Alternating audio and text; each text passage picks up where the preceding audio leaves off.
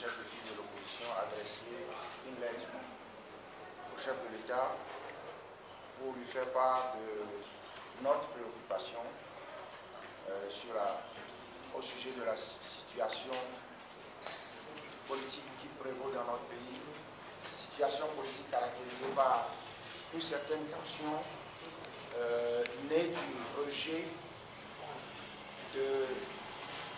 du projet de loi de révision constitutionnelle par la majorité parlementaire le 30 juin dernier.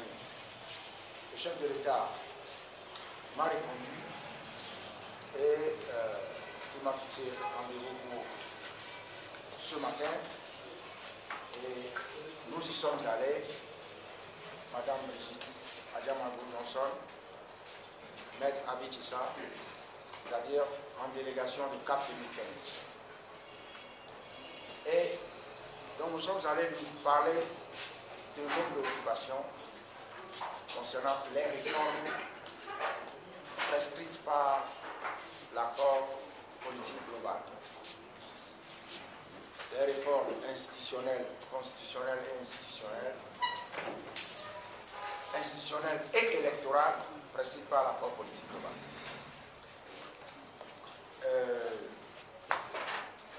Nous avons réitéré les mêmes positions, nous avons discuté avec le chef de l'État. Dans sa réponse, le chef de l'État nous a fait comprendre que il y a la proposition de loi introduite par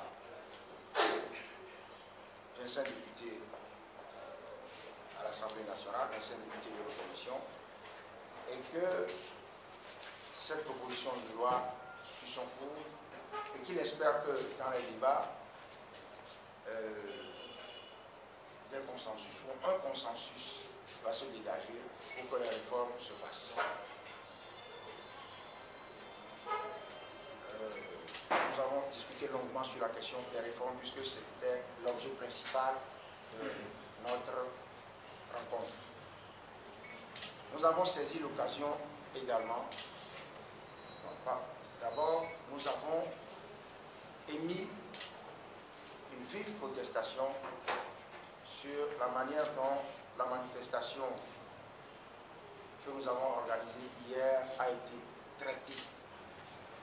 Dès le début, le ministre de l'Intérieur a tenté de modifier l'itinéraire, nous a envoyé des lettres, a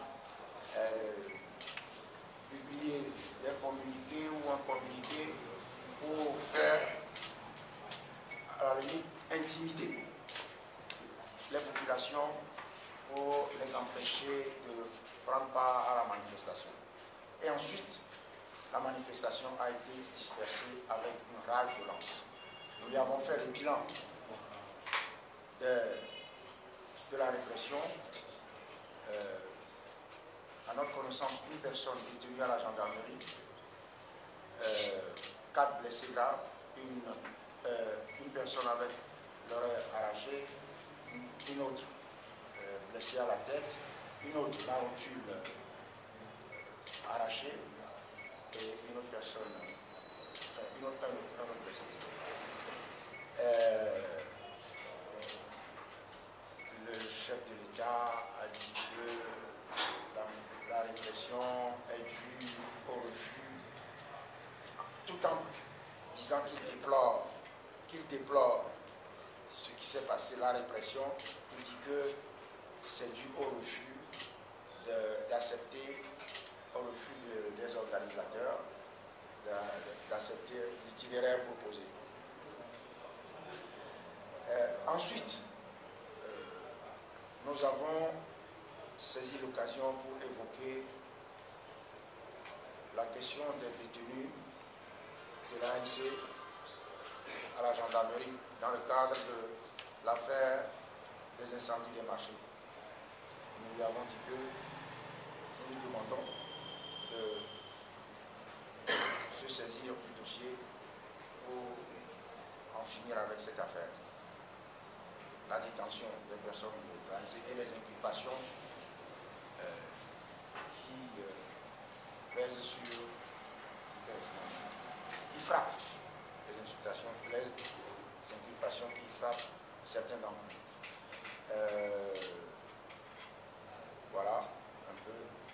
l'essentiel des discussions que nous avons eues avec le chef de l'État. Nous lui avons dit ceci, que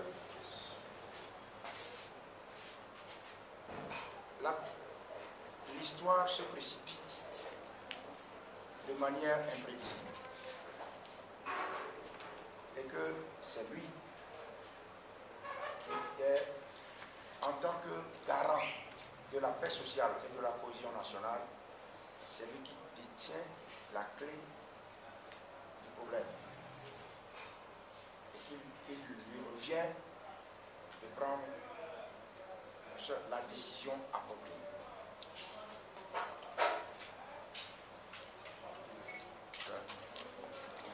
Il a dit que, je vous l'ai dit, je vous ai dit ce qu'il a répondu. Il a dit qu'il y a une proposition de loi introduite par des députés de l'opposition à l'Assemblée nationale et que cette proposition de loi va suivre son cours par la procédure parlementaire et qu'il espère que le consensus va se dégager pour que les réformes se fassent. Monsieur le Président, selon vous, ces réformes doivent se faire avant la présidentielle. Est-ce que quand vous avez rencontré le chef de l'État, vous avez eu l'assurance que vous allez obtenir ces réformes avant 2015, avant cette présidentielle? Le bon Dieu seul connaît la réponse à la question que vous posez. Nous lui avons exprimé nos préoccupations et nous sommes rentrés dans les détails parce qu'il n'est pas responsable de venir vous raconter ici tout ce que nous avons dit. Mais nous sommes rentrés dans les détails. Et le résumé de ce que nous en savons, vous détenez la solution du problème. Vous seul. Monsieur le Président, vous êtes satisfait? Nous sommes allés rencontrer quelqu'un à notre demande qui nous a reçus, nous lui avons exprimé nos préoccupations. En ce sens, nous ne pouvons qu'être satisfaits. Maintenant, pour le reste, on verra. Monsieur le Président, hier vous avez organisé une manifestation qui a été regroupée, excusez-moi un peu l'expression, dans le sang. Parce que nous avons sillonné un peu, il y a eu tellement de blessés. Ça m'a tellement besoin de des questions. C'est de savoir, est-ce que vous allez encore réorganiser une autre manifestation parce que les populations attendaient à ce que le message soit livré. Tel n'a pas été le cas hier. Et ma seconde préoccupation, c'est de savoir, votre raconte tout à l'heure avec le chef de l'État, j'ai eu combien de nuances? Bien. Si nous allons continuer de manifester, j'espère que vous n'interprétez pas notre rencontre avec le chef de l'État comme un arrêt, pas du tout. Au contraire, nous sommes allés lui parler des réformes. Mais nous, notre devoir, je lui ai dit, nous devons user de l'arsenal des moyens que la Constitution met à notre disposition. Et donc, il n'est pas question pour nous d'arrêter les manifestations alors que nous ne voyons rien. Et donc, on continue les manifestations. Et je saisis l'occasion pour lancer un appel aux populations pour qu'elles participent massivement à la manifestation organisée par la société civile le 20, et qui est prévue pour se tenir le 28. Voilà.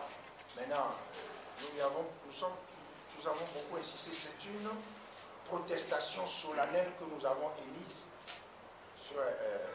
contre les répressions des manifestations hier.